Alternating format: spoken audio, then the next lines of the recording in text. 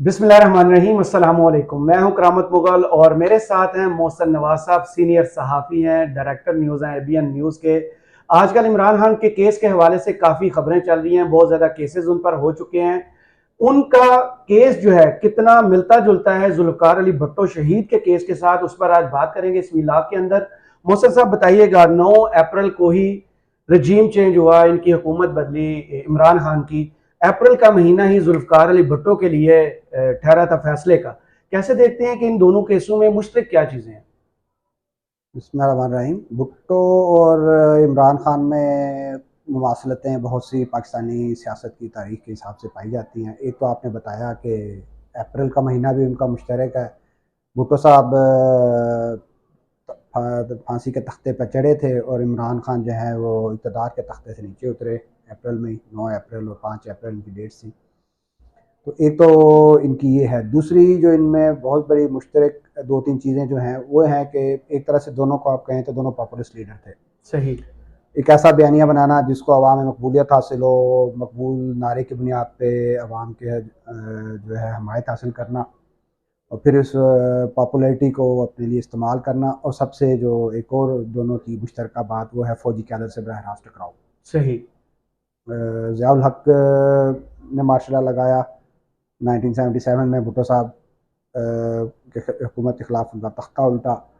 कहा यह जाता है कि जब भुट्टो साहब को कुछ अरसे बाद जब इलेक्शन का ऐलान किया 3 माह बाद, सब बातों को ज़िया ने कहा कि हक होगा कि वो सियासत में हिस्सा ले सकें। तो भुट्टो साहब ने ट्रेन पे सफ़र किया और ट्रेन पे जो उनका इस्तकबाल उस मुख्तलिफ़ स्टेशन पे हुआ, तो उसको देख के ना सिर्फ भुट्टो साहब हैरान रह गए बल्कि वो जो रिपोर्ट्स ज़ियाउल हक को मिली उसकी बुनियाद पे ज़ियाउल हक ने भी इलेक्शन कराने का जो प्लान था वो मुलतवी मौखर करते कर हुए दिया।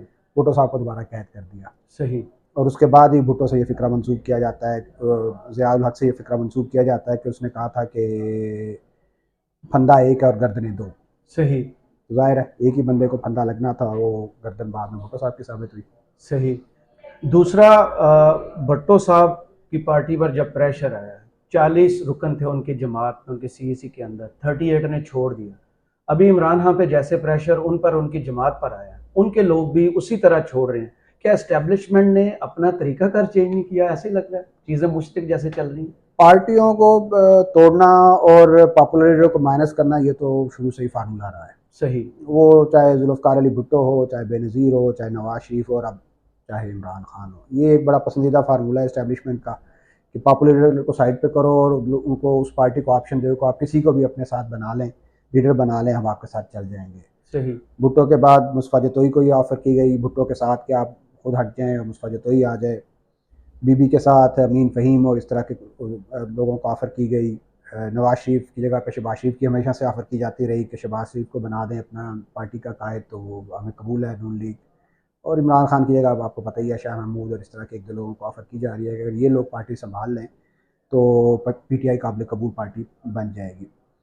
प्रेशर का सामना ऑब्वियसली करना, और वो भी इस्टेब्लिशमेंट का जो हमारी तारीख में बहुत हमेशा ही ताकतवर हर जगह पे रही है, वो हर पार्टी के बस का बात नहीं होता।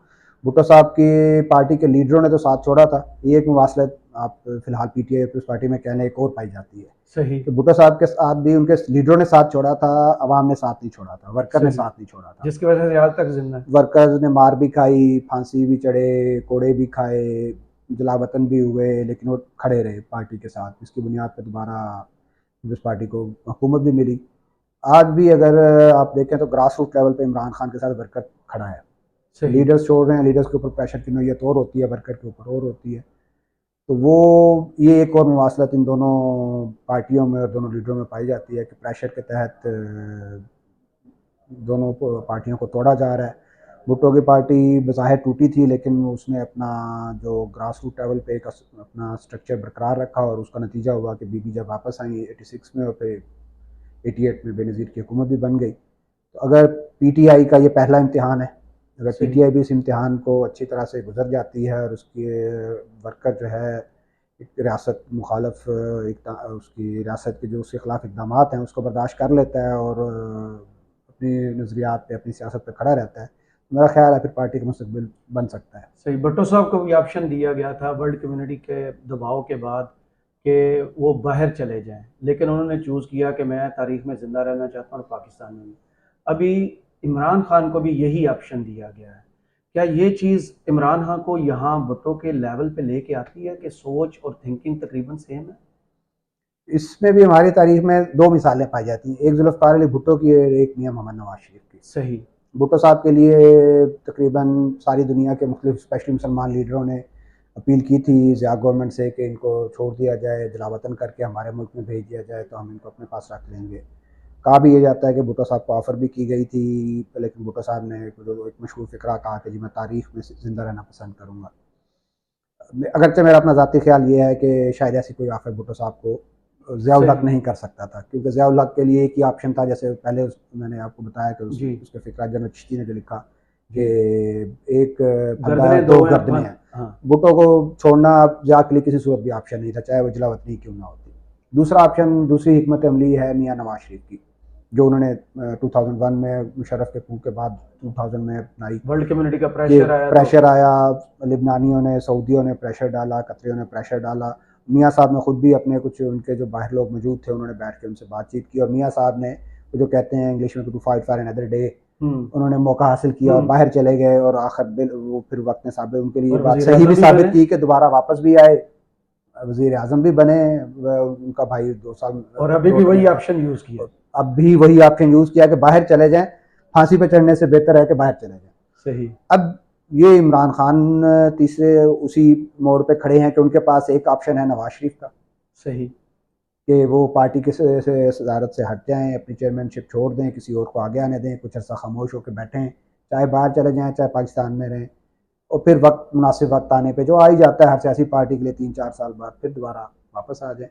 दूसरा ऑप्शन उनके पास भुट्टो का है, तारीख में ज़िंदा रहें लेकिन शायद अंजाम। सियासी उस तौर पर ज़िंदा मेरा ना अगला रहें, सवाल आपसे फिजिकली यही ना। था कि इमरान खान पे दहशतगर्दी से लेकर कत्ल तक का पर्चा कट चुका है, भुट्टो साहब पर भी कत्ल का पर्चा कटा और अंजाम ये हो अंजाम गया। यही हुआ। अब इनके पास क्या ऑप्शन, जिसका आप जिक्र कर रहे थे कि मुल्क छोड़ना, यहाँ रहना या फंदा चूज करना? लेकिन वही मैंने कहा कि दो ऑप्शन, दोनों मिसालें उनके सामने हैं, जी। एक जुल्फ़िकार अली भुट्टो की, एक नवाज शरीफ की। जहाँ तक इमरान खान की तबीयत और उनकी जो मिजाज में सियासी अभी तक जो उनका नज़र आया है, जो उससे मैं समझता हूँ वो ये है कि वो नवाज शरीफ वाला ऑप्शन शायद इख्तियार नहीं करेंगे। सही। वो रेजिस्टेंस को जो एक खिलाड़ी के तौर पे, फास्ट बॉलर के तौर पे एक आदत पुख्ता उनकी हुई हुई है, आखिरी बाल तक लड़ने की और आखिरी बाल तक मैच को जीतने की कोशिश करना, शायद वो उस तरफ ज़्यादा जाने की कोशिश करेंगे, जो उनके लिए फिज़िकली शायद इतना बेहतर ना हो। भुट्टो साहब की पार्टी आज तक है क्योंकि वो डायनेस्टी पे चली, आगे बेनज़ीर, फिर आगे बिलावल भुट्टो। इमरान खान के पास ऐसा ऑप्शन नहीं है शायद, या उन्होंने इस्तेमाल नहीं किया या ग्रो नहीं किया उसको।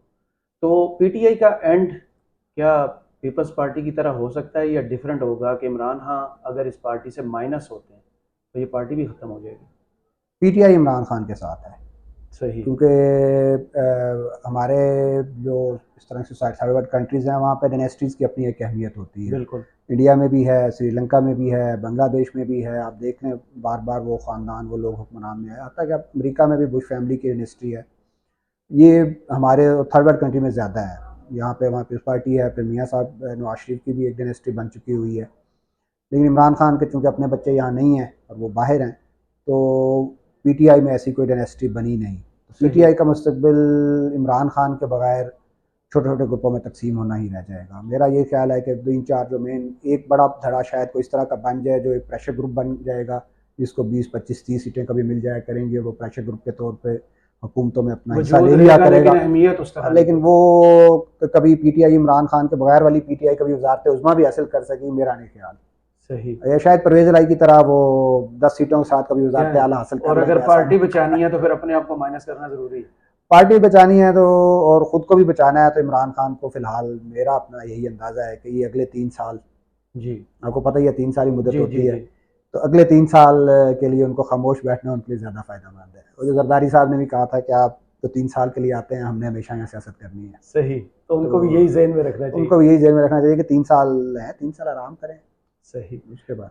चलें, बहुत शुक्रिया मोहसिन नवाज साहब आपके तज़िये का। कमेंट्स बॉक्स में ज़रूर बताइए ये वीडियो आपको कैसी लगी। इजाज़त दीजिए। अल्लाह हाफ़िज़।